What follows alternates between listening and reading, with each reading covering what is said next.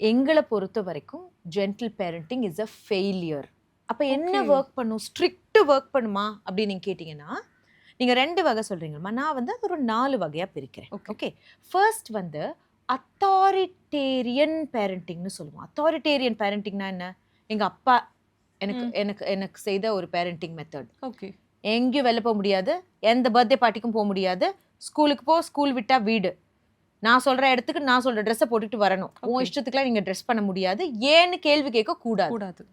படிக்கிறது மட்டும் தான் உன் வேலை. அத நீ செய். நாங்க வாய் மூடிட்டு அத செய்தோம். அத அத்தாரிட்டேரியன் பேரண்டிங்னு சொல்லுவோம். அது ஓகே. எனக்கு நன்மை செய்ததா? கண்டிப்பா எனக்கு நெறைய டிசிப்ளின் குடுத்துச்சு வாழ்க்கையில. ஆனா, ஒரு இடத்துல வந்து நான் இண்டிபெண்டன்ட்டா இருக்கணும் அப்படின்னு நான் நினைக்கும்போது, நான் ரொம்ப டிஃபிகல்ட்டா ஃபீல் பண்ணேன். ஏன்னா, I okay. Was always surrounded, protected. ஒரு ஃபென்ஸ் போட்ட செடி மாதிரி. நல்லா வளரும் அந்த செடி. ஆனா, தனக்கு ஒரு நம்பிக்கை இல்லாம இருக்கும். ஓகே. அத நான் ஏற்படுத்திக்கிறதுக்கு ரொம்ப டிஃபிகல்ட்டா இருந்தது. அத நான் ட்ரை பண்ணி